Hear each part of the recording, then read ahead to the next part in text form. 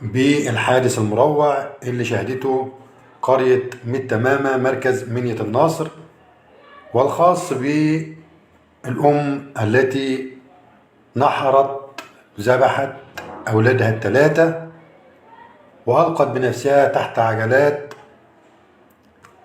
مقطورتين يجرهما جرار زراعي في الطريق إلى حال.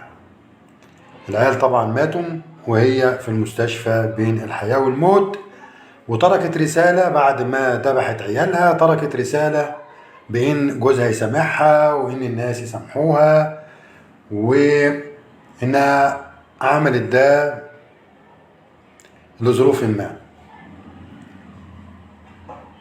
ناس كتير اتكلمت في هذا الأمر، وكل واحد ترك لنفسه العنان وقعد يتخيل أمور طبعا ما أنزل الله بها من سلطان.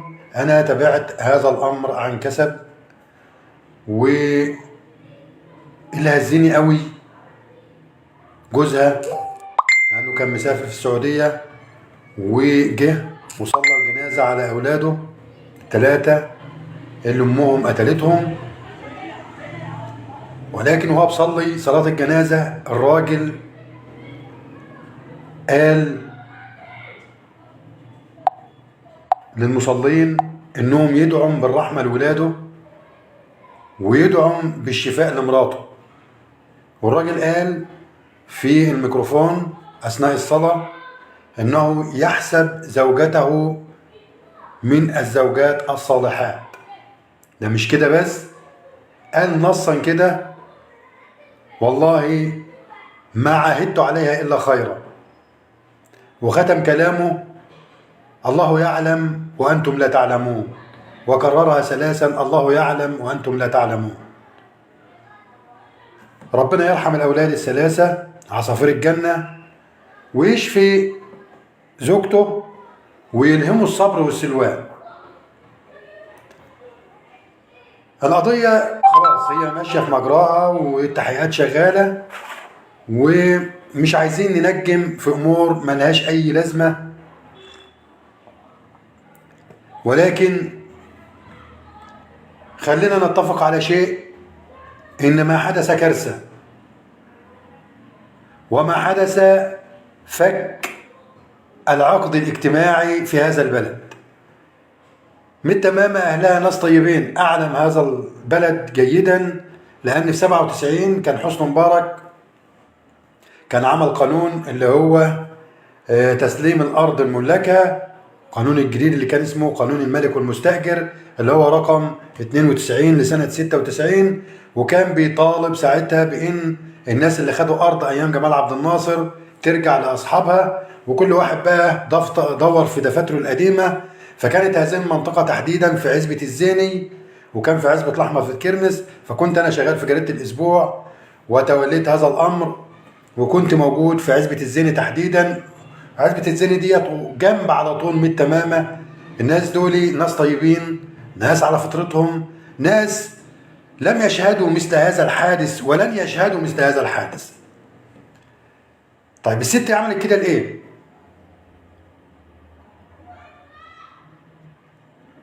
يسأل سائل. طيب أنت تقول ناس طيبين والست طيبة وزوجها أثنى عليها وزوجها قال الله يعلم وأنتم لا تعلمون، كل ده كلام جميل. طب هي قتلت عيلة لإيه؟ بصوا يا جماعة، خلينا نقرب من بعض قوي، عشان لما نقرب من بعض، والكلام ده قلته في حلقات سابقة والناس بتسمع من هنا وتطلع من هنا، والأمور الحياتية الصعبة أخدتنا في إتونها ونسينا أشياء كثيرة. أنا مش عايز أنجم وأقول إيه اللي حصل بالظبط وأخمن زي ما البعض كان بيخمن. لا، جوزها كان في السعودية وميسور الحال، وهي خلفت بدل الولد ولدين وبنت، يعني عندها ولدين وبنت، عكس ما كتب في بعض المواقع ان هي عملت كده علشان كانت عايزه تخلف ولاد. كلام فاضي يعني، ولكن الحقيقه ان هي عندها ولدين وبنت. ايا كان، لماذا اقدمت على هذا الفعل؟ انا هترك الست ديت ربنا يشفيها ويصبرها من الغيبوبة اللي هي فيها، ويصبر جوزها ويصبر اهلها ويصبر اهالينا في 100 تماما مركز منية الناصر. انا هتكلم على ما يخصنا احنا كمجتمع. احنا كمجتمع لازم نراعي بعض الامور. هو في اكتئاب؟ في اكتئاب. الاكتئاب ده ممكن يصيب الناس، ممكن يصيب الناس. طيب ممكن يصيب الزوجة، ممكن يصيب الزوجة. ووسط هذه الامور التي نعيشها وهذا الجو المشحون من الممكن الانسان يصاب باي شيء في الدنيا. الزواج يا جماعة ده شراكة، دي شركة ما بين الزوج والزوجة. علشان كده ربنا سيدنا النبي صلى الله عليه وسلم قال ايه؟ تخيروا لنطفكم فإن العرق دساس. هذا الكلام بعيد تماما عن الست وعن الحادث، عشان ما حدش يضرب أخماس في أسداس. أنا بتكلم بصفة عامة. أما تيجي تختار زوج لبنتك، تخيروا لنطفكم فإن العرق دساس. ماشي؟ دور على أصلها فصلها. وفي حديث آخر سيدنا النبي بيقول إيه؟ تنكح المرأة ماشي لجمالها وحسبها ودينها فاصفر بذات الدين تربت يداك. ده سيدنا النبي صلى الله عليه وسلم اللي بيوصينا بهذا. فأنت لما تيجي تختار لبنتك ما عادش مقياس الخيار دلوقتي في إن ده حافظ قرآن ولا مش حافظ قرآن، ده طيب ونبيل ولا مش طيب ونبيل. أصبح الطيب دلوقتي هو اللي بيتحط عليه وكل البنات بترفضه، لأنه مش مدردح ومش واد مخلص ومش واد بيلعب بالبيضة والحجر. أصبح اختيارنا في هذا العصر للزوج تحديدا، لبناتنا للزوج، معاه كام؟ هو ده الاختيار، معاه كام؟ ولا نراعي أصله ولا فصله. ولا حتى اما اجي اختار لبنتي ماشي لا أراعي برضه. اما اجي اختار لابني لا أراعي الحسب والنسب ماشي، ولا الدين ولا الجمال. وبالتالي كما نشاهد في هذا العصر الطلاق، يعني نسبة الطلاق في هذا البلد في مصر تحديدا عالية جدا جدا، لأننا نسيء الاختيار في الزوج والزوجة. طيب نعمل ايه علشان لما نيجي نختار لعيالنا نختار صح؟ عشان نختار عيالنا صح لازم نعلم عيالنا التقوى والإيمان. ابنك لو قعد معاك على الطبلية وحط ايده في الطبق اللي انت بتاكل فيه، انت وزعت الحنية في قلب ابنك. عشان كده لما هيطلع او هيكبر ويجي يتجوز هيسمع كلامك. وبنتك نفس الحكاية.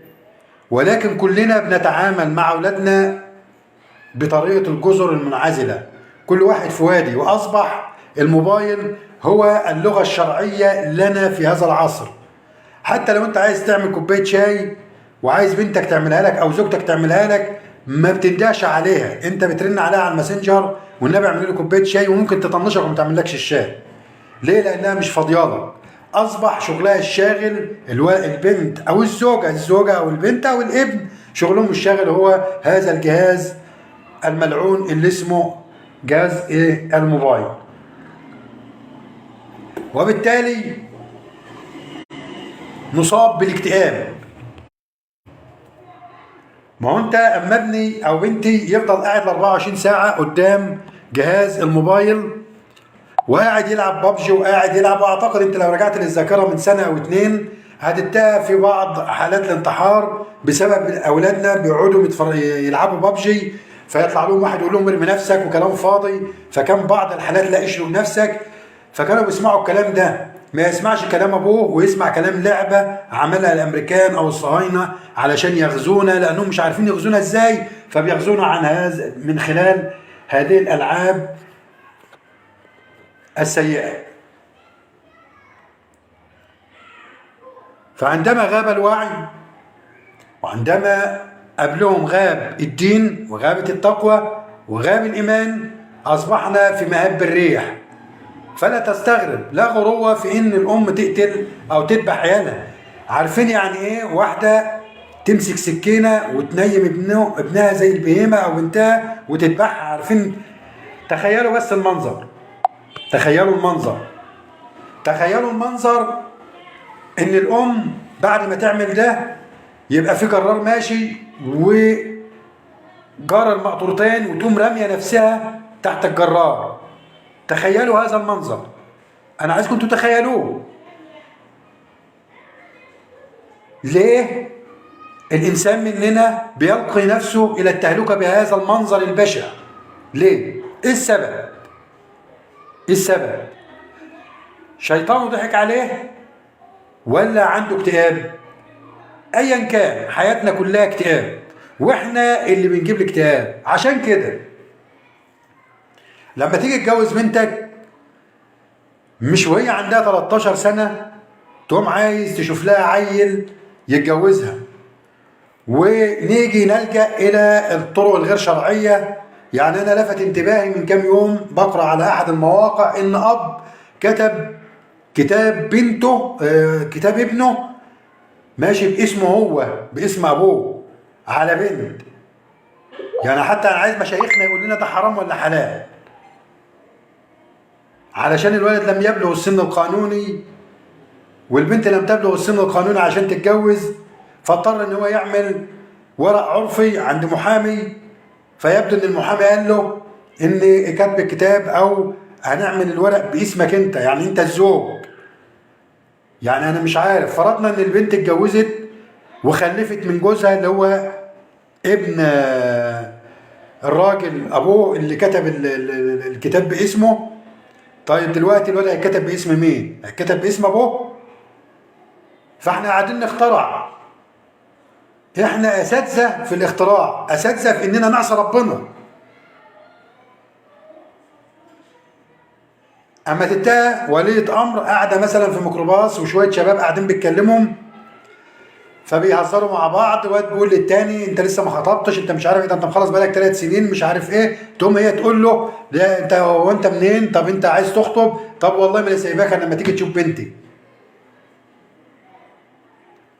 وتاخده علشان يشوف بنتها ويتسلى بالبنت اسبوع واثنين وشهر والله اعلم يجرى ايه، وبعد كده يقول لها باي باي. ما ترموش بناتكم، خلي بناتكم تستمتع بخير ابوها. البنت خلاها تتدلع في بيت ابوها، خلاها تتدلع في بيت ابوها علشان بعد كده ما تصابش بالاكتئاب. ما تاخدش واحد، لان دلوقتي انسى حكايه الحب،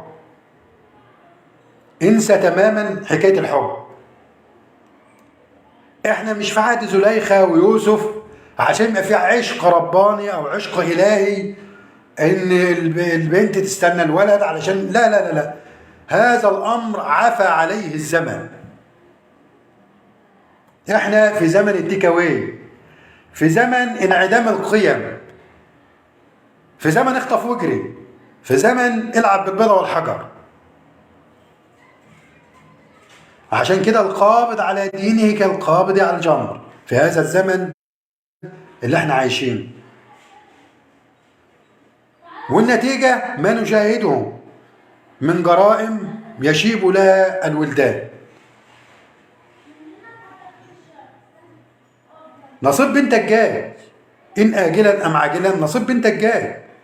فتريث، سيب البنت تعيش في بيتك، تاكل من خيرك، تتدلع عليك. امها لما تقول لها قوم اغسلي المواعين والبنت مش عايزه تقوم، ما تقومش، تتدلع في بيت ابوها. ما هيجي لها اليوم اللي هي هتقوم غصبا عنها. ومش كده بس، يعني هتتضرب بالبرطوش زي ما بيقولوا. فسيبها تتمتع يا عم، سيبها هي تعيش عندك قد ايه؟ يعني انت مستكتر عليها تعيش عندك 20 ولا 24 سنه ولا 25 سنه ولا 26 سنه ولا 30 سنه حتى؟ مستكتر عليها تعيش ده؟ مستكتر على بنتك انها تتمرغ في خيرك ده كله؟ انت خايف من ايه؟ من العنوسه؟ يا عم والله انت تريد وانا اريد، والله يفعل ما يريد. خايف ايه؟ ان هي مش ما تخلفش يعني بعد ما تبلغ ال 30 وتيجي تتجوز فمش هتخلف، او ال 40 مش هتخلف. يا عم هو انت انت ربنا؟ سيدنا زكريا بعد ما بلغ من الكبر عتيه ان يكون لي غلام وكانت امرأتي عاقر. بقول لربنا يعني ازاي يكون لي غلام بعد انا عايز ولد يا رب؟ ازاي؟ فربنا كرمه. ستنا ساره نفس الليله. في ايه يا جماعه؟ في ايه بالظبط؟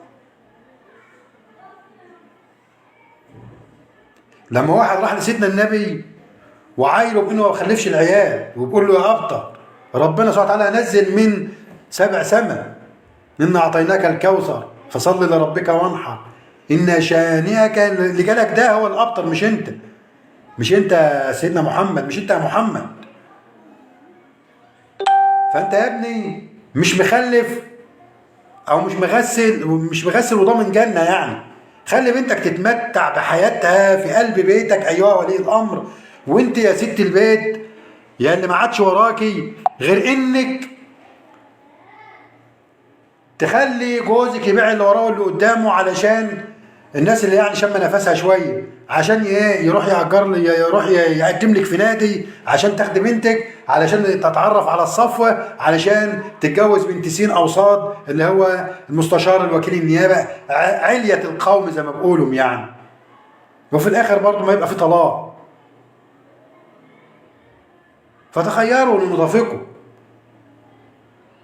احنا عايزين نبعد عن ان بنتنا تصاب بالاكتئاب. البنت لما بتتجوز ده عالم جديد عليها. انتوا عارفين الست العربية اللي قعدت مع بنتها وقالت لها العشر وصايا كلنا حافظينهم، اللي ما بتعملش بهم دلوقتي. اللي اول وصية للام دلوقتي لبنتها لما تروح بيت جوزها ما تسمعيش كلام حماتك.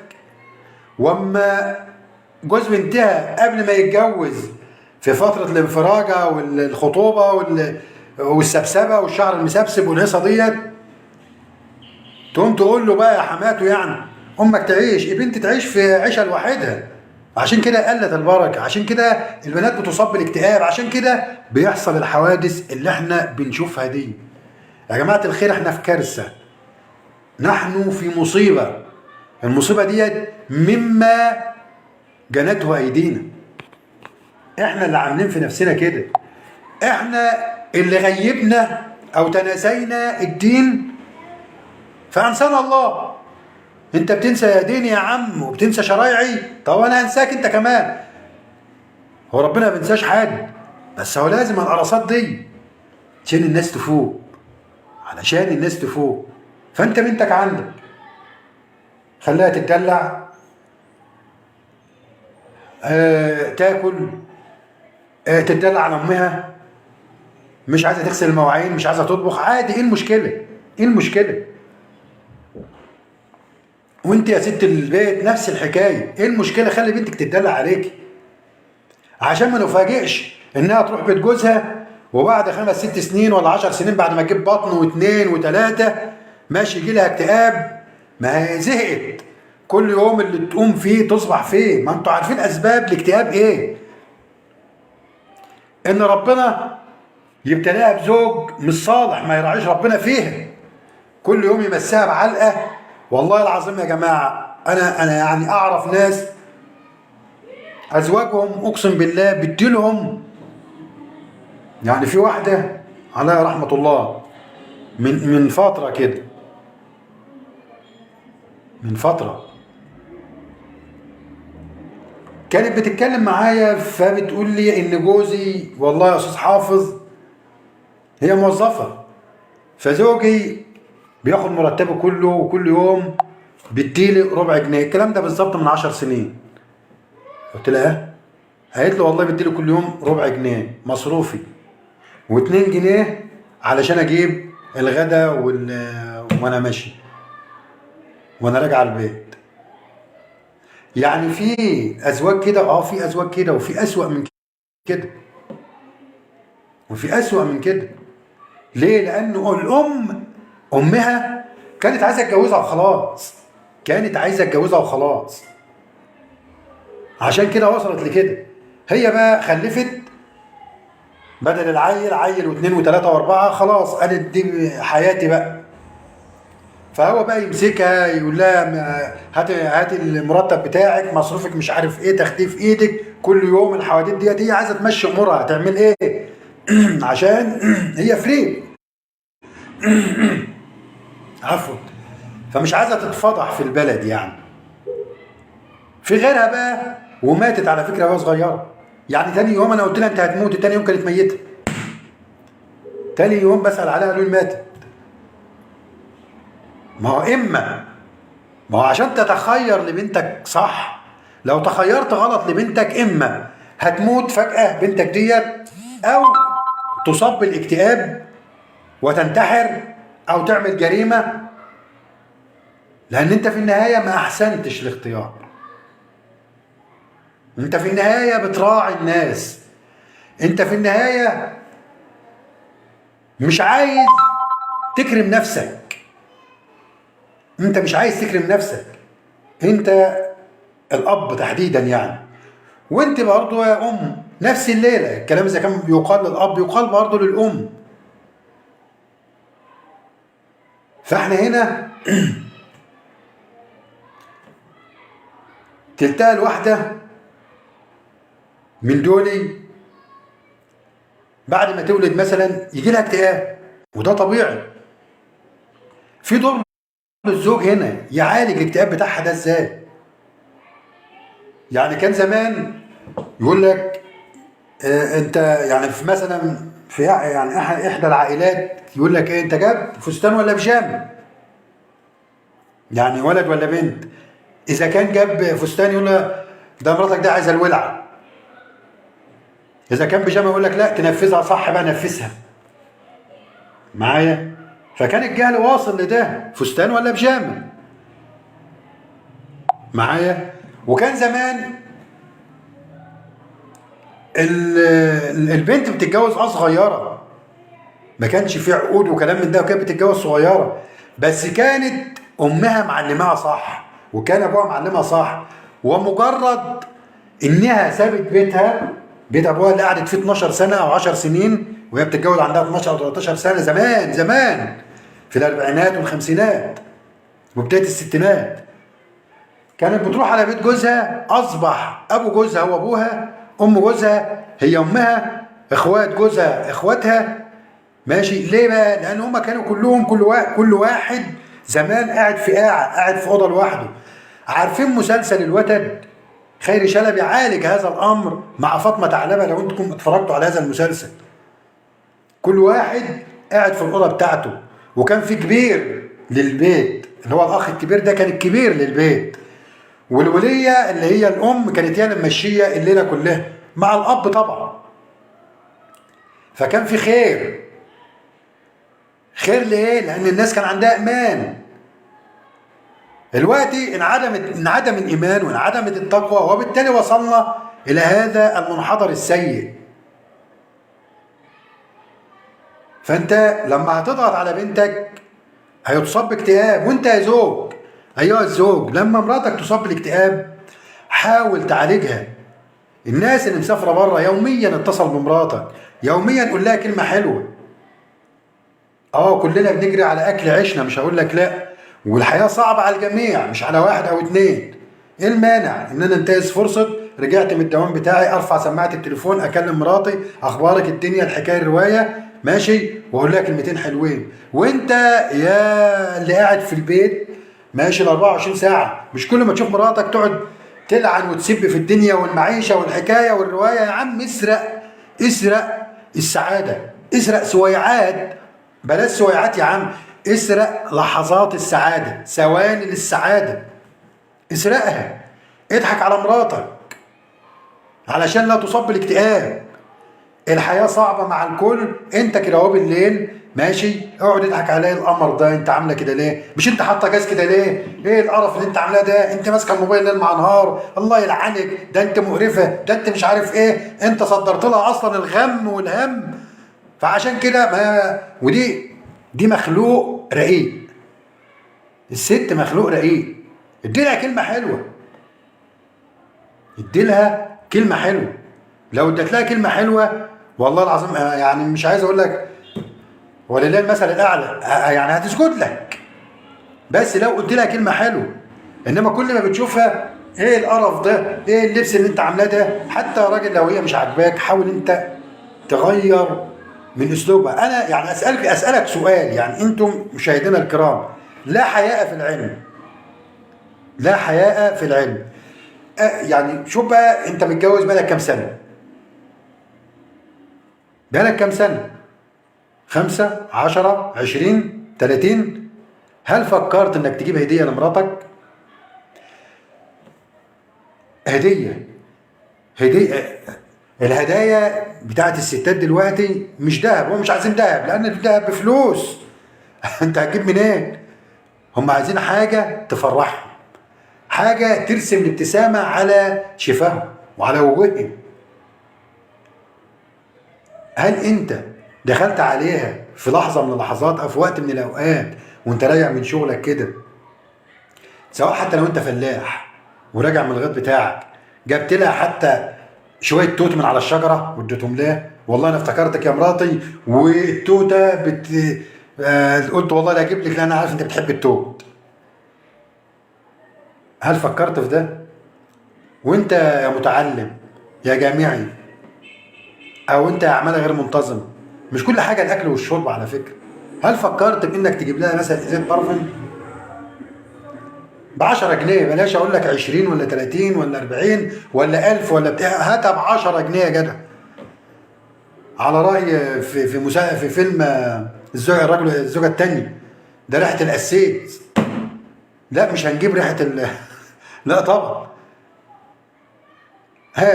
هات لها ازازه ريحه صغيره كده واديها لها. تخيل ده عندها ايه؟ والله ما هتحط منها وهتفضل حطها برواز. هات لها ورده، هات لها يعني مش عايزه يعني انتوا عارفين انا عايز اقول ايه؟ هل انت عملت كده في اللي انا عايز اقوله؟ هل انت سالتها في يوم من الايام انت بتحب اللون اهو؟ ولا عمرك، لان انت العلاقه الحميميه بتاعتك الحياه مخلياك نسيت كل حاجه، نسيت حتى انك تقول كلمه حلوه، نسيت حتى تجيب لها هديه. كلنا كده بنسيب بما فيكم انا، يعني بما فيكم انا، بما فيكم انا. والله ما نعرف زوجاتنا بيحبوا اللون اهو.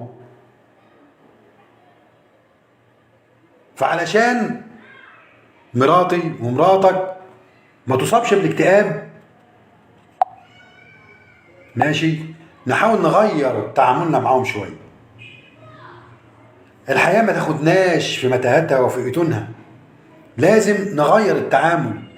لو غيرنا تعاملنا مع زوجاتنا الدنيا هتتغير. وانت يا زوجه غيري تعاملك مع زوجك. يعني مش كل حاجه، احنا قلنا شق الزوجه اهو، انت بقى انت فين؟ انت تغيريه، انت تغيريه. ده ستنا زليخه ماشي، لما ربت سيدنا يوسف هي اللي ربيته. عارفين بقى يعني ايه ربت نبي؟ وتحدت الدنيا كلها. وكان لما يفوت، لما جه مسك مصر والخزانه في مصر، كان لما يفوت وهي تقعد تستناه في الموكب كانت تقول ايه؟ اني اشم ريح يوسف. تخيلوا، اني اشم ريح يوسف. يعني احنا زليخه وصلت لايه؟ الحب الافلاطوني بتاعها وصل لدرجه ايه؟ ان ريحته من على بعد، وهي كانت خلاص كانت بصرها راح. فالمفترض انت جوزك من جاي من اول الشارع، المفترض انك تقولي ماشي اني اشم ريح زوجي. ده المفروض يعني.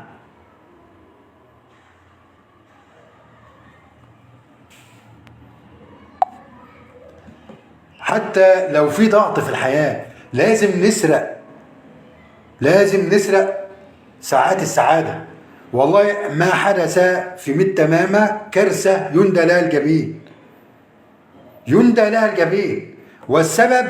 والسبب اولا غياب الايمان، ده اول حاجه يعني. والاكتئاب كلنا مشتركين فيه، كلنا بنجري ورا اكل العيش باي طريقه، كلنا بنفكر بكره هاكل ايه. انا مش بقول لك انسى، احنا كلنا يعني بندور في ساقيه، وبدل الشغلانه شغلانه واثنين وثلاثه، وما احناش فايقين. على راي الاستاذ سيد بيقول كده، بيقول لي الناس مش فايقه للكلام ده، ضغط الحياه ماشي قافل على الزوجين. لا، انت اسرق ساعات السعاده، اسرقها يا عم. انت فكرت في لحظه من اللحظات، انت ولا انا ولا غيرك، كل الناس اللي بتشاهدني، هل انت فكرت انك تاخد مراتك كده انجيجيه تحت باطك وتنجج معاها وتمشي شويه حتى؟ يا عم بلاش، هات ب5 جنيه لب ابيض ولا لب سوري، بلاش لب ابيض يا عم، لب سوري، وقعدت تقزقزوا وانتوا ماشيين في الشارع، اقعدوا احكوا فضفضوا لبعض علشان ما تصابش بالاكتئاب، لا انت ولا هي. ما هو ده في النهايه بيعود على العيال بالكارثه. في النهايه ده بيعود على العيال، وما يعود على العيال بيعود على المجتمع في الاخر. وفي النهايه بناخد مجتمع العقد الاجتماعي بتاعه منفرد، فالامه كلها بتبقى منهاره. فالاساس الاسره. كان زمان يقول لك في الجغرافيا تحديدا، يقول لك ايه، بدايه الخلق كان بني ادم شخص يعني، بعد كده بقوا ايه، شخصين، بعد كده بقت مش عارف عيله، بقت قبيله، بقت من قبيله لنجع لقريه لمحافظه لدوله، وهكذا. يعني في تسلسل. عشان كده لازم يا جماعه الخير، لازم نسرق ساعات السعاده ونراعي ربنا في عيالنا. الجيل ده مظلوم، الجيل ده مش لاقي حد يعلمه. اللي بيعلمه مواقع التواصل الاجتماعي اللي مصدرها لنا اليهود، اللي لو عايزين يمرروا اي حاجه بيمرروها، واحنا للاسف بنمسك فيها، زي ما حاصل في ماتش الاهلي والوداد والدنيا، واصبح في فريق ضد وفريق مع، والدنيا مقلوبه، وقاعدين بنشتم في بعض في كلام فاضي وكلام خايب. وزي ما مجموعه بتشجع نادي بعيد اصلا، يعني بعيد عنك، يعني بعيد في دوله تانية، وابن بلدك بيلعب في نادي تاني ورافع راسك، تقوم تقعد تشتمه ومش عارف ايه. ما هو ده البلا اللي احنا عايشين فيه. احنا مش عارفين نعلم عيالنا يعني ايه انتماء،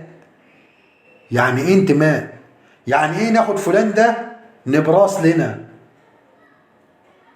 يعني ما بالك ان محمد صلاح ده خريج دبلوم صنايع، ولعب في نادي مغمور اللي هو نادي المقاولين العرب، وكان قبل منه مش عارف ايه حاجه في طنطا برضه مقاولين، وبعد كده ربنا كرمه وسافر بره. ده لو في الاهلي او الزمالك الدنيا الطقم ده يبقى معاه والطقم ده ضده. زي ما ماتش الوداد، بتوع الزمالك بيشجعوا الوداد وبتوع الاهلي بيعايروا بتوع الزمالك. احنا وصلنا الى الانحطاط في كل شيء، حتى في التشجيع لم يعد لدينا انتماء في اي حاجه. عشان كده كل حاجه بتتسرق من تحتنا واحنا قاعدين نتفرج عليها. عشان كده بقول لكم الجيل اللي طالع ده جيل مظلوم، الجيل ده مظلوم. لا اعلام عايز يبص لهذا الجيل ويصدر له طاقه ايجابيه، ولا مواقع تواصل اجتماعي الدوله تقفل على نفسها وتصدر له حاجه كويسه. لا، احنا سايبين الدنيا مفتوحه، وسايبين الاعلام هايف تافه. اما تنتهي واحده بتاعت برامج سياسيه اسمها بسمه وهبه، كانت بتتكلم، او بتاعت توك شو امبارح اديتها بتتكلم عن ماتش الاهلي والوداد، وجابالي واحد اسمه ناقد رياضي عصام شلتوت. يعني انت سبتي ايه وجايه بتتكلمي في ايه؟ لما تنتهي مش عارف مين نميس الحديدي برضه سايبها لي بتتكلم في الكوره، لما تنتهي كل برامج التوك شو ما عادش وراها غير قعدات المصاطب، حتى مطلع الفجر يتكلموا في الوداد وازاي الاهلي يخسر ولازم موسيماني يمشي لازم. ايه القرف اللي انتوا فيه ده؟ ايه القرف؟ موسيماني واللاعيبه دول بياخدوا ملايين.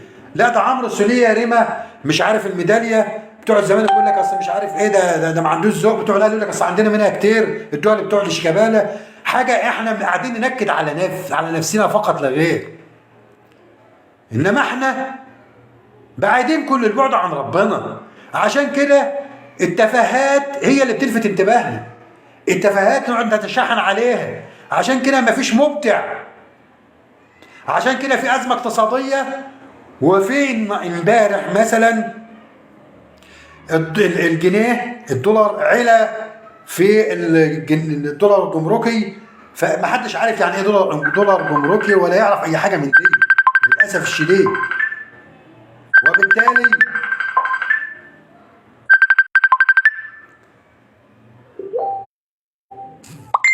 لحظه بس.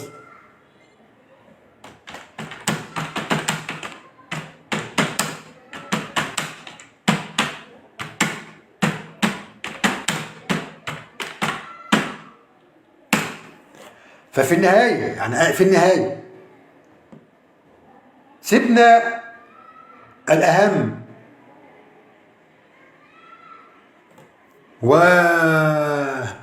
ونظرنا الى الاقل اهميه، ليس المهم كمان، الى الاقل اهميه. ما هو انت لعيبه الكوره دول سواء بتوع الاهلي او الزمالك بياخدوا ملايين، انت بتاخد ايه؟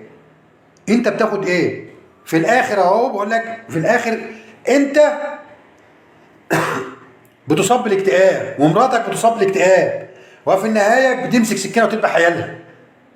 في النهايه من كام سنه برضه لم يمر وقت طويل وكان رجل اعمال دخل على عياله راح مولع فيهم ومولع في نفسه هو كمان، والناس مرت مرور الكرام. حتى في معالجه هذا الامر في حادث ميت تماما، معالجه برامج التوك شو، ايه اللي حصل؟ طب هي عملت كده ليه؟ طب قول لي الاوضاع ايه؟ هو يقعد يحكي لك؟ ما تجيب لي دكتور علم نفس يقعد يتكلم، دكتور محمد المهدي قاعد اهو، هاته قول له ايه اللي بيحصل ده؟ احنا نقول لاولياء الامور ايه؟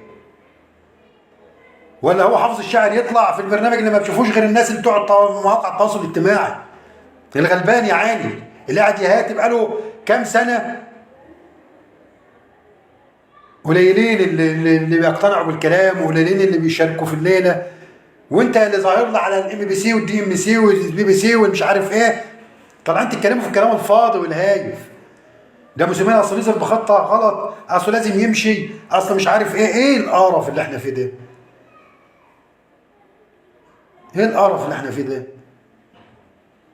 واللي يطلع يقول لك انا عايز الاهلي يتغلب، هو ما فيش انتماء. انتوا صدرتوا للناس عدم الانتماء حتى للمنتخب بتاعك، حتى للاعب الوحيد اللي رافع راسك بره، اللي انجلترا كلها عن بكره ابيها خرجت تستقبلوا استقبال الفاتحين ويعملوا اغنيه ليه؟ وانت هنا تطلع علشان بتشجع فريق تاني مش على ملتك اصلا، قاعد تهاجمه بدل ما تخلي ده حافز لك ويصدر لك طاقه ايجابيه عشان تبقى محترم وتبقى توصل في اي مجال من المجالات. مش لازم يعني يبقى لاعب كوره. اهو نيجي بقى للناس يقول لك مؤامره افريقيه ومؤامره، هو ما هو ده ان دل على شيء يدل على اننا ما عادش لنا اصلا قيمه ولا كرامه. مؤامره ايه وبتاع ايه وكلام فاضي ايه؟ خلونا في المفيد.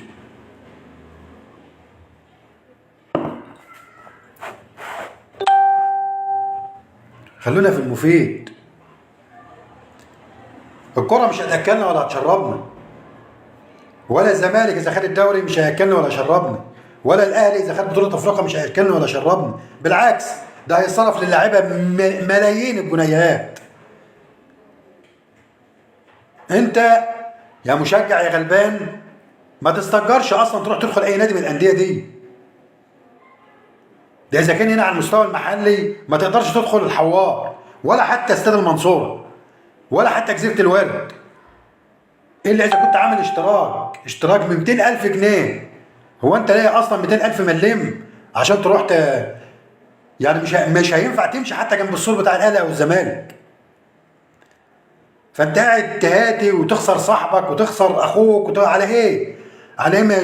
مش قضيه فقهيه ولا قضيه دينيه ولا قضيه بيتوتيه بتاعت البيت علشان اقعد اتخانق فيها واصل لنتيجه فيها. احنا في كارثه، احنا في مصيبه في قلب البلد. مصيبه ان كل يوم مش عارفين بكره يحصل ايه. وفي الاخر اهو العقد الاجتماعي ينفرط لحظه بعد اخرى. ام تذبح اولادها، عارفين يعني ايه تذبح اولادها؟ وتلقي بنفسها تحت جرارات مقطوره يجرها جرار. شايفين احنا وصلنا لايه؟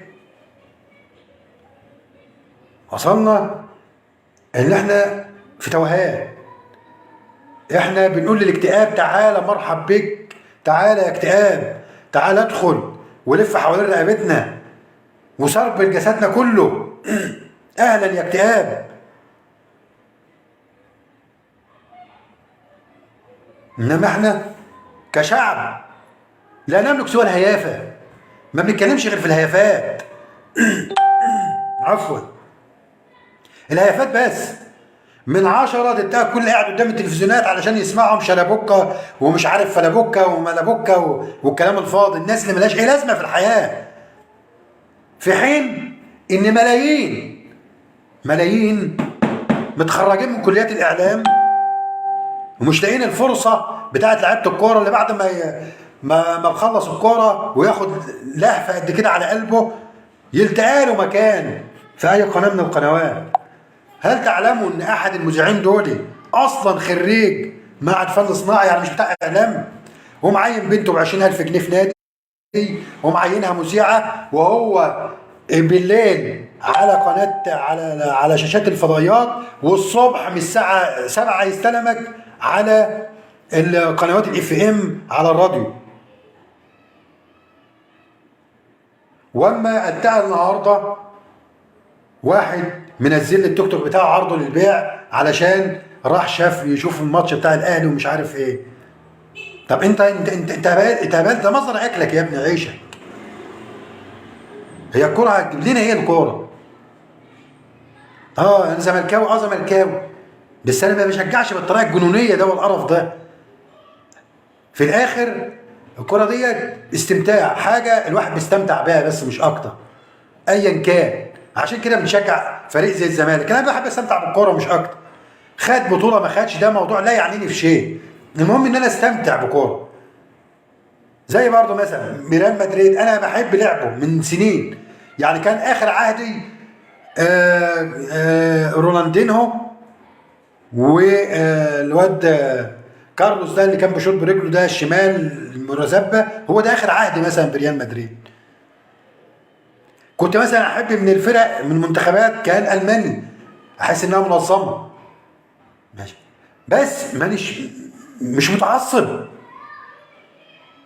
يقول لي تعالى اتفرج على ماتش في المغرب علشان ايه ده، واروح ابيع التوك توك اللي انا باكل منه عيش ايه الهبل اللي احنا وصلنا ليه ده. وفي الاخر نيجي نقول هي ست قتلت عيالها ليه؟ ما عشان القرف اللي احنا بنعمله ده، عشان احنا مش متحملين مسؤوليه. احنا بنيجي في الهيفه ونتصدر. اجدادنا والسلف الصالح كان دايما يقول كده، تعرف العبيط من ايه والاهبل من ايه، يجي في الهيفه ويتصدر. احنا بنيجي في الهيفه ونتصدر، نتكلم في الكوره، نتكلم في الكلام الفاضي، انما اننا نعمل عمل مفيد لا. فيا جماعه رفقا بانفسكم، دي كوره. النهارده خسرت بكره تكسب، بعده تخسر، وهكذا. النهارده خدت بطوله بكره مش هتاخدها، غيرك ياخدها. هي الحياه كده. ده حتى الانسان نفسه ربنا لما خلقه قسمه مراحل، نطفه ثم مضغه ثم علقه ثم لحد ما توصل كده ايه، لحد شيخ وترجع طفل تاني. وبعد كده يتوفانا ربنا سبحانه وتعالى. فرفقا بانفسكم. ارجع لاصل الموضوع. اصل الموضوع الناس ترحم نفسها. الناس لما تيجي تختار لبنتك زوج، اختار الزوج الصالح، زي الزوج الصالح زوج الست اللي قتلت عيالها. زوج صالح. الراجل اللي يدعو لزوجته ده راجل تقي وراجل مؤمن، واحسبه انه حافظا للقران كمان. يعني انا لما سمعته مخارج الحروف عنده حلوه، يعني اكيد حافظ القران، وبعدين مؤمن بالله سبحانه وتعالى. واما ختم كلامه بان الله يعلم وانتم لا تعلمون، مش عايز يقول حاجه بقى، خلاص القضيه كلها عند ربنا سبحانه وتعالى، الله يعلم وانتم لا تعلمون. فانا خدت الكلمتين بنيت عليهم الحلقه. الاكتئاب يا جماعه، الاكتئاب ما تصدرش لمراتك الاكتئاب. اسرق ساعات السعاده انت ومراتك. مش كل حاجه هناكل ايه، هنشرب ايه، العيال، اللبس، الحكايه، الكلام الفاضي ده. هات لمراتك هديه، قول لمراتك كلمه حلوه، مش هتخسر حاجه. قول لمراتك كلمه حلوه، وانت قولي له كلمه حلوه. مش كل شغلك الشغل التليفون. قولي له كلمه حلوه. اسرقوا ساعات السعاده، اسرقوا لحظات السعاده، لان ده في الاخر هينعكس على اولادكم، وفي الاخر بعد ما ينعكس على اولادكم هينعكس على المجتمع. واما ينعكس على المجتمع نبقى خلقنا بيئه صالحه، مش هنشوف الجرائم دي. فانت اسرقي، انا اللي بقول لك اهو، اسرقي ساعات السعاده من جوزك. لو داخل عليكي متضايق خديه بالراحه واستني شويه، زي ما اختنا العربيه قالت، امتص غضبه بالراحه. ده ممكن جاي من الشغل تعبان، جاي قرفان من حاجه، ابتسم في وشه. خلاص مجرد انك تبتسم في وشه خلاص كل حاجه خلصت. هزري معاه، اعملي حركه من حركاتك الرخمه اللي انت بتعملها معاه، اللي هي على سبيل الهزار. هيضحك ويخرج من اللي هو من القرف اللي جاي منه. بالاحرى روقي على جوزك، بالاحرى روقي على جوزك. وانت ايها الزوج روق على مراتك علشان لا تصاب بالاكتئاب، وما تجيبش السكينه وتذبحها. كان زمان كان في فيلم لنبيل عبيد والاكياس، وانها تعاد بجوزها في الاكياس والكلام الفاضي ده. الكلام ده عايزين ننساه، عايزين ننساه. شوف اخر هديه جبتها لمراتك ايه، واذا ما كنتش جبت لها هديه انا اللي بقول لك اهو، يا عم تعالى خد مني فلوس وانا ادي لك الفلوس وروح هات لها هديه. هات لها هديه. شوف هي بتحب اللون اهو. عيشوا يا جماعه، يا جماعه عيشوا حياتكم. والله الحياه بصوا، ما حدش يقول لي الجنه في الاخره بس، والجنه في الدنيا كمان، والجنه في الدنيا. انت اصنع حياتك الدنيويه دي، اصنع حياتك الدنيويه. لو عملت مراتك كويس انت هيبقى عندك اريحيه، هتتعامل مع الناس كويس معايا، في الاخره هتتقى في رصيد من الحسنات. ليه؟ لان انت ارتحت، مراتك عملتك كويس، ضحكت في وشك، كانت مروقه عليك، كانت تمام، يعني كله تمام التمام.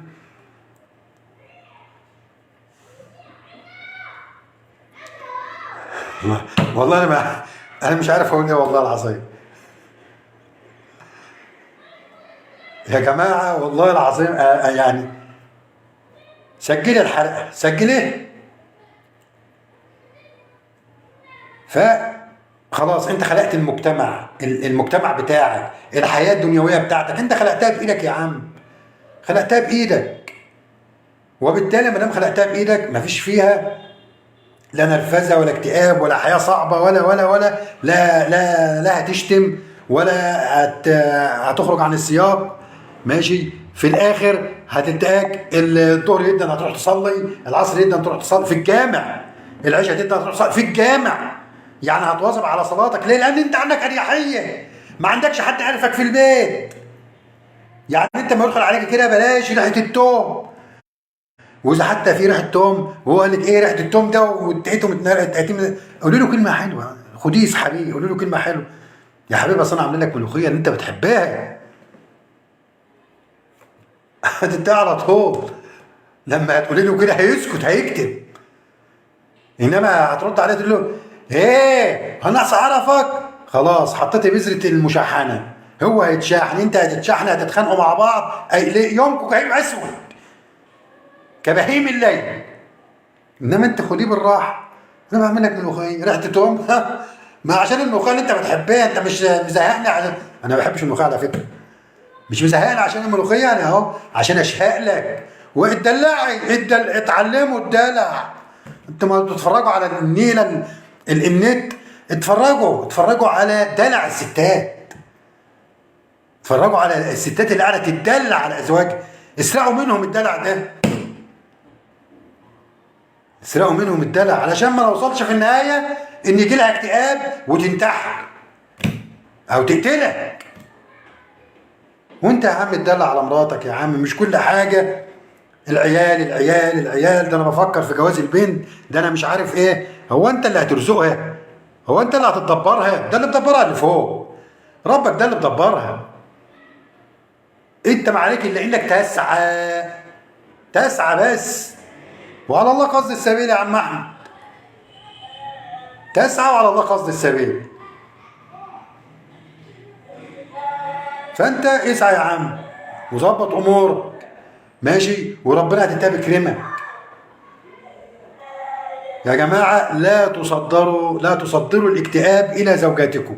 ايها الازواج لا تصدروا الاكتئاب لزوجاتكم. وكل فتره كده انت في الشغل وهي في الشغل، ما ترفع سماعه التليفون بدل ما انت ماسك الموبايل وانت قاعد في الشغل وقاعد تكلمني سين وصاد. ما هو مش على ملتك اصلا، ودي ما هيش مراتك يعني، وقاعد. ما هو الممنوع مرغوب. لا، اشغل بالك بمراتك، كلمها. ادخل على الماسنجر بتاعها، ما كل واحده بقى معاها موبايل دلوقتي. ايه يا جميل، ايه يا قمر، انت عامله ايه؟ انت هتغدينا ايه النهارده؟ طب مش عارف هتعشينا ايه؟ وهكذا. خد ودي معاها في الكلام، هتلاقي الدنيا اتفتحت معاك واتفتحت معاها. وانت نفس الحكايه كل شويه، مش تزهقيه يعني، بس مش تزهقيه يعني كل فتره كده. يعني لما خرج مثلا الساعه 7 بيرجع الساعه 2 ولا 3، اتصل بيه مرتين. ايه يا حبيبي عامل ايه؟ اخبارك؟ مش عارف ايه. مش تقول له والنبي روح سوق الكفر وهات لي مش عارف ايه وايه وايه وايه. هو ناقص عرف سوق الكفر ايه وزفت ايه؟ قولي له كلمه حلوه. وبعد ما تقولي له الكلمه الحلوه في المكالمه الثانيه بقى قولي له هات لي من سوق الكفر، عايزه طماطم، عايزه مش عارف ايه، وهيجيب لك. ليه؟ لان انت قدمت الثابت بكلمه حلوه، صح ولا لا؟ فهو اما الحد خلاص بقى، الحد جاي، فبعدها بشويه بتكلميه بقى زي الفل يا محمد. فعشان كده اسرقوا لحظات السعاده. الحياه والله العظيم مش مستاهله، الحياه مش مستاهله. سيدنا النبي صلى الله عليه وسلم كان بيهزر مع زوجاته. هو ما حدش من اخواننا السلفيين يدخل عليا ويقول الراجل ده بيتكلم كلام اهبل. لا يا حبيبي، انا ما بتكلمش كلام اهبل. اقرا سيره سيدنا النبي. سيدنا النبي لما ستنا عائشه حبت تشوف غلاوتها عنده، والغيره بقى غيره الستات بقى، انتوا عارفين الستات بتغير ازاي، خاصه ان واحد يكون متجوز بدل واحده اثنين وثلاثه. فقالت له انت بتحبني اكتر ولا بتحب سميه اكتر؟ فقال لها لا بحبك اكتر. قالت له طب اثبت لي. قال لها بصي ماشي، انا عارفين الواقعه بتاعت التمره، عارفينها طبعا. فقال لها بكره هتعرفي اذا كنت انا بحبك ولا لا.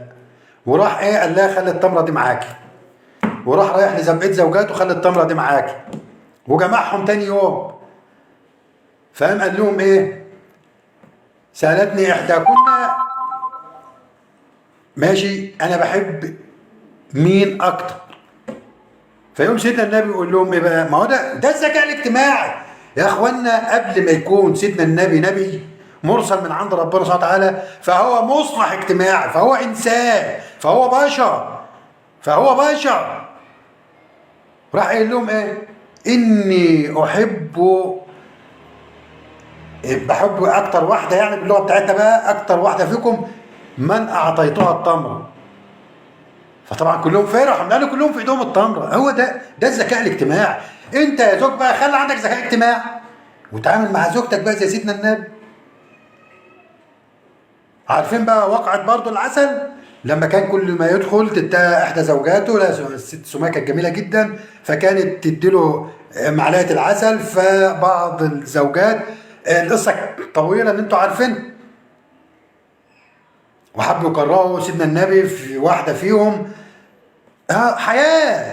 حياه ولا تخلو من المشاحنات، ولا تخلو من انك تبقى مصلح اجتماعي، ولا تخلو من ان انت تبقى واد حرك في الحق، واد مخلص، واد تعرف تلم الدور، واد مش تبقى 111 قافله على وشك طول الليل والنهار.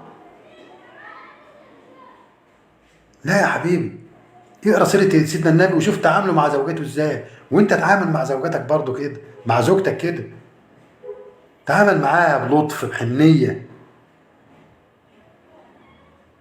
تعامل معاها بلطف وحنيه، عشان في النهايه هنخلق جيل بيحب بعضه. هتلاقي العيال طالعه تقلدك وتقلد، والبنت طالعه تقلد مامتها، وبالتالي انت سطرت اهو بقى، سطرت المشاهد الحلوه المحترمه. فما هتتجوز بنت هتسطر المشاهد الحلوه المحترمه، ماشي، ولما تخلف بنتها برضه او ابنها يسطر المشاهد الحلوه المحترمه. يبقى احنا عملنا زي التيار الكهربائي. يبقى في النهايه بنخلق مجتمع ايه؟ مجتمع سوي، مجتمع يعرف يعني ايه انتماء، مجتمع مفيش فيه انفراط للعقد الاجتماعي، مفيش فيه حقد ولا غل ولا كراهيه، مجتمع محترم، مجتمع بيحب بعضه. ده المسيحيه والاسلام. سيدنا عيسى عليه السلام بيدعو دايما، المسيحيه بيدعو الى المحبه، وسيدنا النبي ماشي بيدعو دايما الى العدل. فبالمحبه والعدل بيكتمل بنيان اي مجتمع من المجتمعات.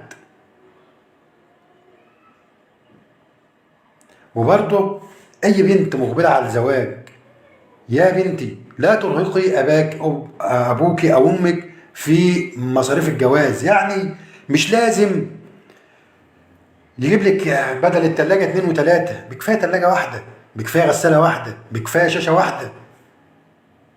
ما تراعيش زميلتك وفي الاخر ده كله والله العظيم بيبقى. يعني انا لحد النهارده ماشي، بقالي 20 سنه متجوز، مراتي مخبيه مني كوبايات، حطها في النيش، هموت ولسه ما شربتهاش. ابني بيطلع يسرقها علشان لازم اشرب فيه، وبقول له يا يوسف هات لي الكوبايات دي ليه؟ عايز اشوفها، ما هتتكسر وهتبوظ ونبيعها سوق ربابيكي، فحاجات ملهاش لازمه. هات المهم فالاهم. مش عايز اطول عليكم، ربنا يرحم الاطفال اللي توفهم بفعل الاكتئاب اللي حذرنا منه مرارا وتكرارا. يا رب اغفر لهم وارحمهم واشفي امهم، وربنا يسامحها ويغفر لها ويبعد عننا الاكتئاب. ربنا سبحانه وتعالى يبعد عننا الاكتئاب، اللهم امين يا رب العالمين. وعشان نخرج من الاكتئاب في النهايه بس بقي ان اقول، علشان نخرج من الاكتئاب اصنعوا السعاده لانفسكم. ايها الزوج اصنع السعاده بنفسك، ايتها الزوجه اصنعي السعاده بنفسك في بيتك. ايها الزوج لا تهمل زوجتك، وايتها الزوجه لا تهملي زوجك. انتوا الاثنين بنيان المجتمع، انتم الاساس، انتم الشراكه، انتم شركه، انتم المؤسسه الصغيره اللي بيتبنى عليها المجتمع. فارجوكم تعاملوا مع بعض باحترام وبحب، وروحوا هاتوا هديه لمراتك. هات لها هديه يا عم، بكره الخميس روح هات لمراتك هديه، ما انتش قليل. هات يا عم ان شاء الله زي برفان صغيره، هات يعني اخلقوا السعاده في الدنيا لانفسكم. اللهم بلغت اللهم فاشهد. وإلى الملتقى في حلقة قادمة إن شاء الله من برنامجكم